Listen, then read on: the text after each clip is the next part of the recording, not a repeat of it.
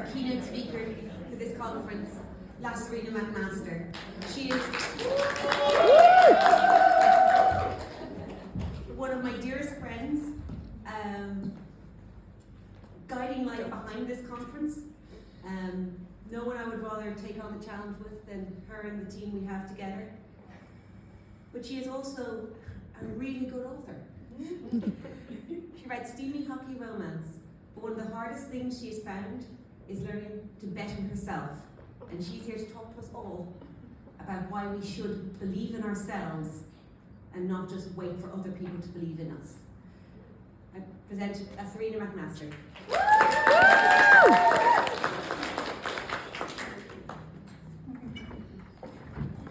Holy shit, guys. What a day. I'm just gonna take a breath because this has been incredible and a dream come true, it really has.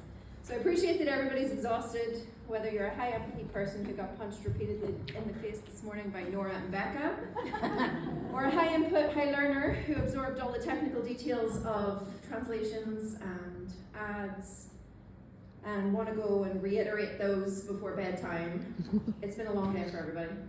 And I think we can all agree that it's been pretty special. It has a different vibe. I'll try to keep this short and sweet. Not only do I talk pretty quickly, but we all need fuel, rest, decompression, alcohol. But in the interest of full disclosure, I've never been able to keep anything short and sweet my whole life.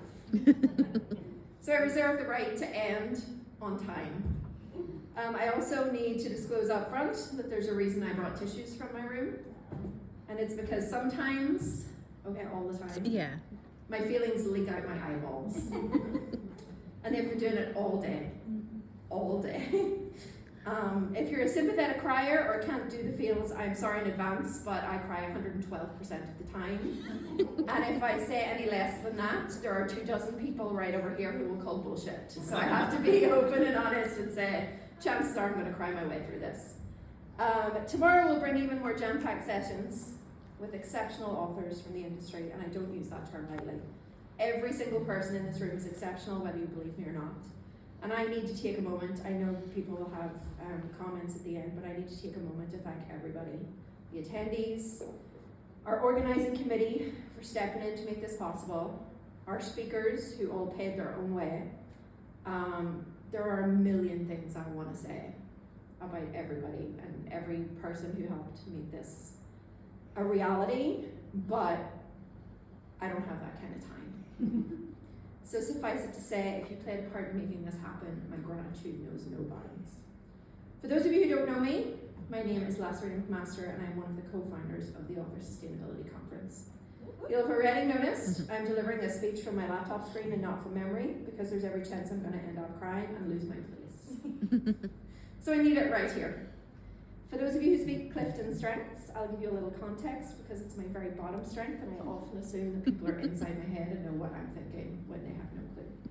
I'm not a six-figure author. I have not been publishing for more than 5 years. I don't have an extensive backlist. I haven't hit the USA Today or New York Times bestselling lists, nor have I broken into the top 1,000 in the US paid store with any of my releases. I also don't have a magic bullet that's going to propel you into a 7-figure career. So if that's what you're here for this keynote, you're in the wrong room. I don't got it. I know we don't entertain comparisonitis as much as we can, but relatively speaking, I'm a small fish compared to some of the people that are in these chairs in front of me. A really, really small fish. And that's terrifying to stand up here as a keynote speaker when people are sitting on 7 figures 10 times over, 20 times over in the room. It's terrifying. So when I first sat down to pen this keynote a year ago, the only voice I could hear was my own. And likely to none of my friends' surprise, it bellowed imposter. And as Becca said earlier, we are champion beater-uppers of ourselves. And anybody in this room who says otherwise is a liar. We all do it. The voice in my head said a myriad of other things about myself that I'm not going to repeat because some of my friends have projectile objects and we're working on better self-talk. But we've all been there, right? That negative self-talk, the doubt. With every single book launch, I hear that voice, but when it came to this conference, the voice was louder. And I couldn't figure out for the life of me what I should stand up here and say to people who are so much more successful than I am in the industry to inspire them to bet on themselves, when I struggle to do it every single day. At the time I started writing this speech, I was at a low point, which was last February, and then I had a harder summer slump than 2022. I was down to a 3-figure royalty month for the first time in well over a year. And my excellently strategized 2023 basically went to shit. It had started really well, and it was slipping through my fingers like grains of sand. I'm exclusively in KU, and the KEMP dropped below 0.004 or whatever it was for the first time. AI was dominating news stories as being the new devil in the room. Readers across social media were targeting authors and cancelling them for being human. Then I got lower. When I got back from NINC in November, things took a pretty sharp dive for me. I left my AirPods in Florida, which were then stolen. 3 weeks that followed that, my laptop broke, my phone broke, my washing machine broke. And while none of that directly impacted my author career, I'm hoping you get the symbolism that once one domino falls, it's a cascade reaction. Right? My ads weren't doing what I wanted them to. My royalties were in the gutter. My author team was in tatters. And even though I was fresh out the other side of signing a contract for audio, every penny that I was making was going to fix something. Right? I had 1 foot out the door of indie publishing. Y'all, I was done. I was giving up. Again, for those of you who don't know me, there's a reason my imprint is Dramalama Publishing. I have a tendency to get a little dramatic sometimes. Y'all are just mean. Like, just sometimes. For example, I messaged my author wife, Claire, last week because time was running out to Penn's presentation and I still had nothing. I had little bits and pieces, but I couldn't. There were no words. And as a number 3 communication strength, that really pissed me off. Because I had a lot to say, I have a lot to say, and I could not get the words out. So I said this. Oh my God. She didn't get my permission for this. I said, I don't know how to be inspiring when I'm failing. Spot the top 10 achiever in the basement. And as usual, which like Becca talked about earlier, the work wife smacked me around the face with her logic-y logic and asked me to question that premise. And then she doubled down by asking what the Lasairiona she met in 2020 would say about this one today. So I've been doing a lot of long, hard thinking over the past 10 days or so. Like that episode of Friends where Joey and Chandler start living apart and Chandler's out looking out the rainy window and Joey's staring out the fake rainy window. Thanks, Tracy, for that. And as of this morning, I had bits and pieces. But I needed to be part of this morning's conference before I could figure out what I needed to say. So to talk about where I am and this, I need to talk about where I've been. And like Nora said this morning, my son Lewis is my whole world. And as much as I'm prone to exaggeration, this ain't that. I struggled with fertility treatment to have him for 3 years.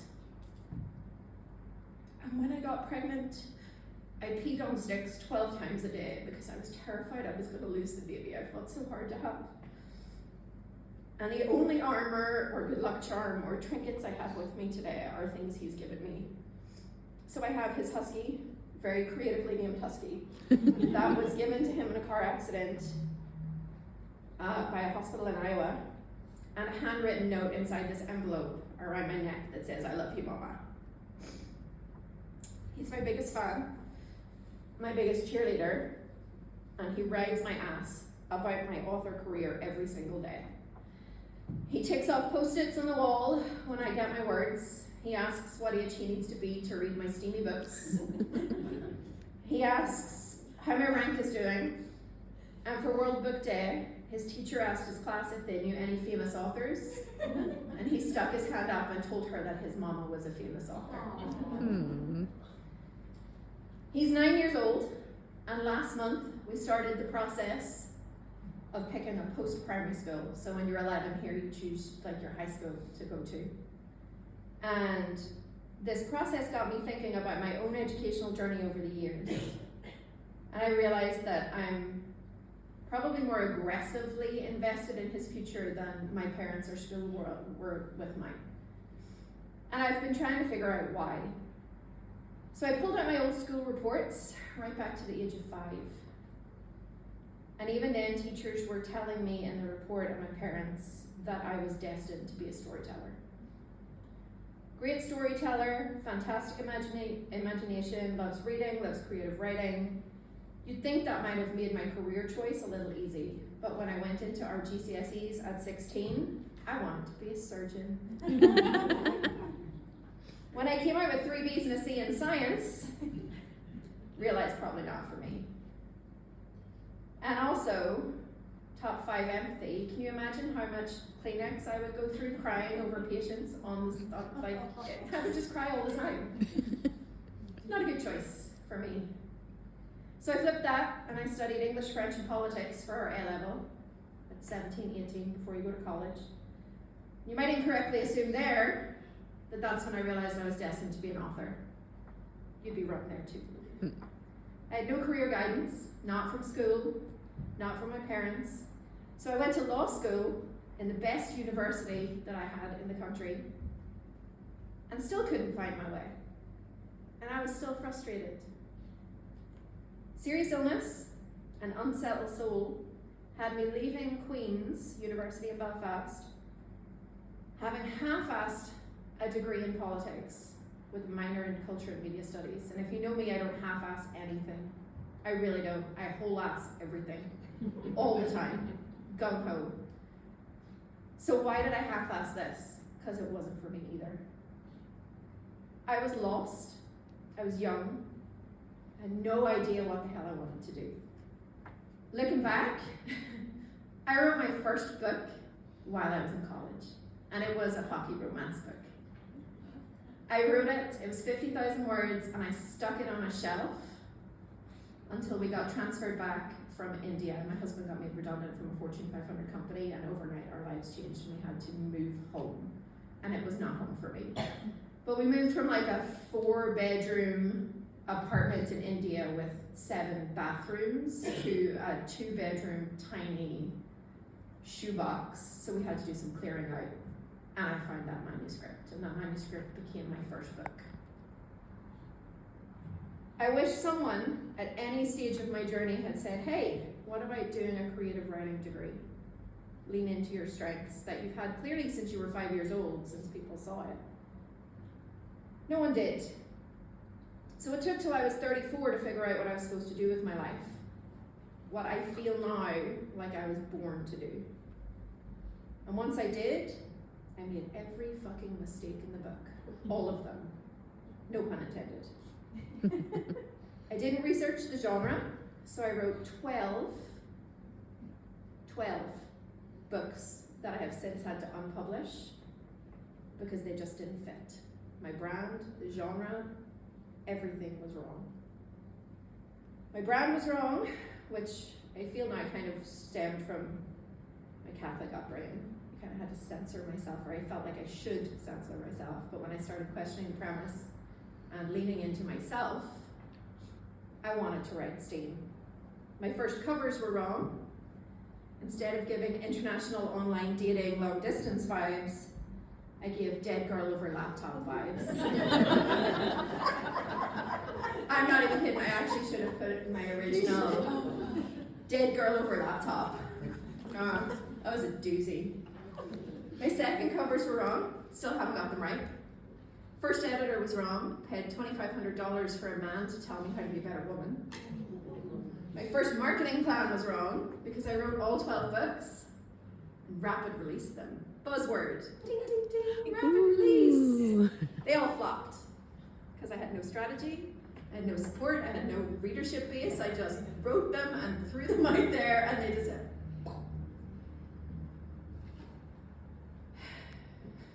12 books, people. So Becca's punch earlier that made me pause and laugh because everything she said about trying to jump ahead from the research and development phase of your business was me. I was trying to chase the growth curve before I was ready. I'm still not ready. 2019, I went to a conference where I met quite a lot of you in the room for the first time. My laptop broke during the writing retreat part, and this is where the drama kicked in again, because I threw a tantrum. I'm going home. If I can't write at a writing retreat, what's the point? I was halfway out the door with my broken laptop. The Lit RPG people opened it and went, oh. So you knew like it was really dead. I was halfway out the door when I met a cover designer who told me my covers were wrong. I mean, in a nice way, in like a helpful, not like a this is shit. And an author who helped me figure out my brand, but I still didn't really know what that meant. During the dreaded COVID years, around March of 2021, I was offered $5,000 to write one book from an indie publisher who wanted to break into romance from post-pop. He wanted me to write a book for Kindle Vella. And since you can't put co-writers' names on that, he wanted me to use pen name. It's important to note that then and now, $5,000 is a lot of money to me. And I don't use that term lightly, and that $5,000 would have given my family and I a lot of breathing room. But something made me pause. If my life were a movie, it's at this point we'd have like the 80s montage, right? The power ballad in the background, the dude punching the punching bag, you know. Overnight, my not plotting self came up with a 6-book series. I had couples' names, I had what they were studying in college, I had tropes, I drew a plan. That's not me, I was a pantser until that moment. So that made me pause even more. Why would I give this to him and put a name on it that isn't mine in a genre that I write in anyway? But the nagging and doubt and crippling imposter syndrome just screamed really friggin' loudly. Because while you've got that tickle of potential, what if, $5,000 is a lot of money. But I talked to some people who know me better than I do, and they said, don't let fear stop you from taking this risk. Bet on yourself. So I said no to the publisher. A few of my friends and some family members thought I was crazy for turning down $5,000 for one book. It was a risk. I published that book a few months later, and in the 3 years it's been out with minimal advertising because I'm still in R&D. I have not got the money to throw into these books yet. I'm still figuring out that book that the market wants before I throw money into huge advertising. It's made £16,000, 3 times plus a little bit what he offered me for book 1. And all 6 books are out and making me money.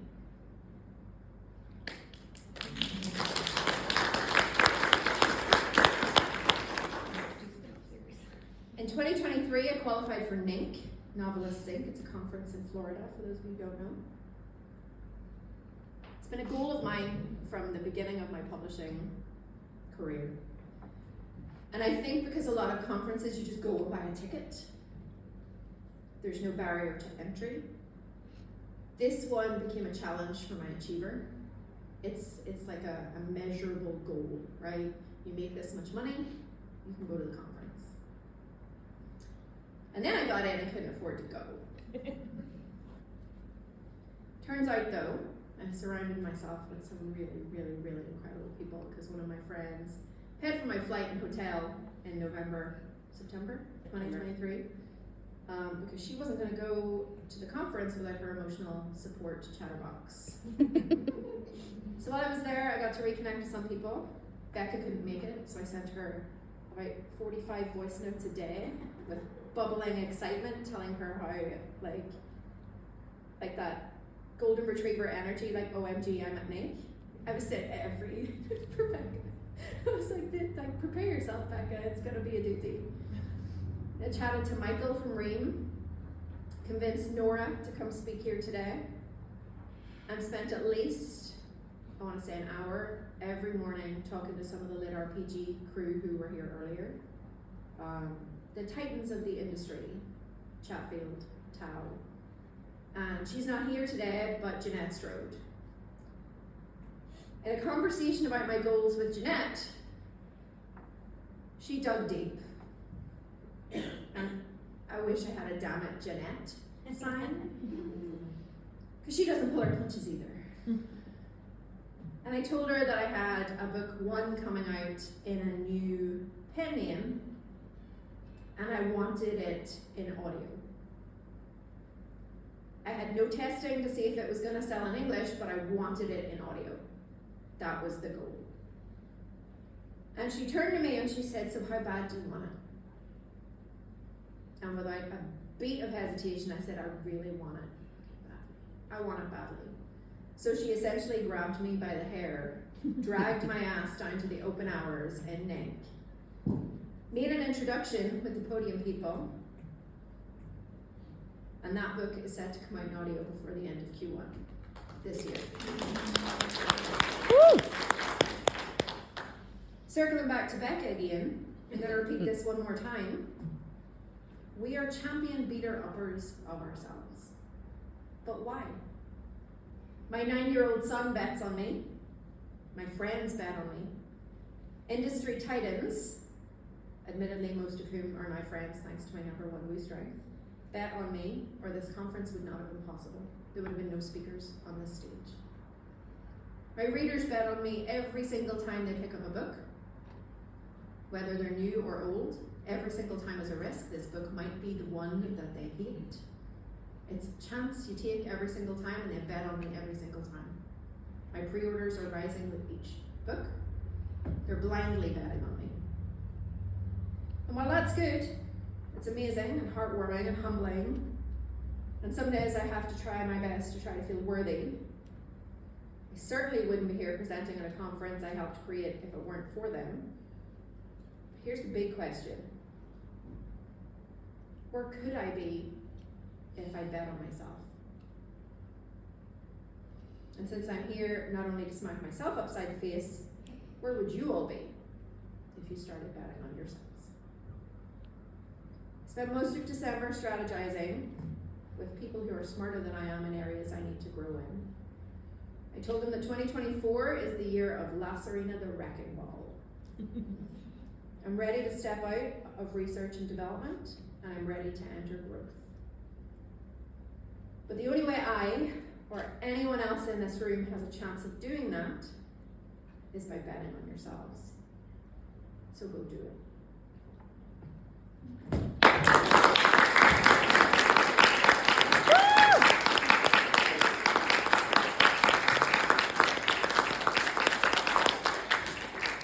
There are still 22 minutes if anyone has questions. I had not planned for questions, but if anyone has any, otherwise we can all just go. Sobbing. Otherwise, you would just go 800. Call attention to the relator in the corner. Yeah. So otherwise, we can all go have food and drinks. Oh, wait. Chris has closing remarks. Oh yes, you do. Never mind. I just tapped out. Do you need my stuffing? I might need an emotional support. Okay. Then can you get a picture of him with this for my son, please? Lewis is going to be very happy.